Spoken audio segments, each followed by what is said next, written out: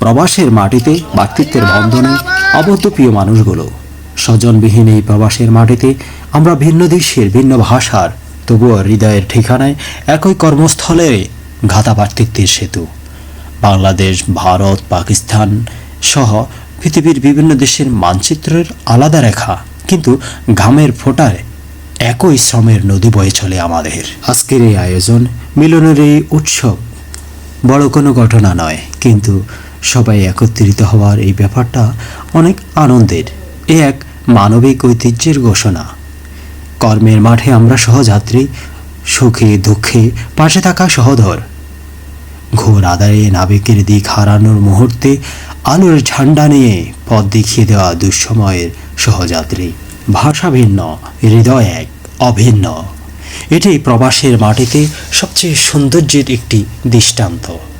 আসুন এই ব্যক্তিত্বের বন্ধন আরও দৃঢ় করি প্রতিনিয়তই। ঘৃণা নয়, ভালোবাসায় লিখি মানবতার নতুন অধ্যায়। ধন্যবাদ সবাইকে।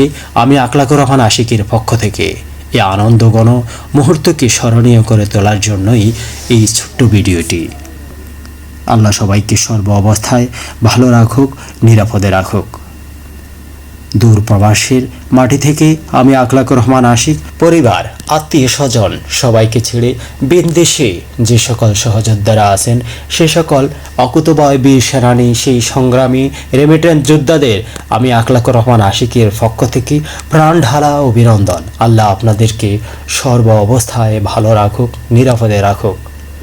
দুঃখের ঘোর কেটে যাক, নতুন সূর্য উদিত হোক আলোর বার্তা নিয়ে, স্বপ্ন পূরণের সোনালী মুহূর্ত দিয়ে।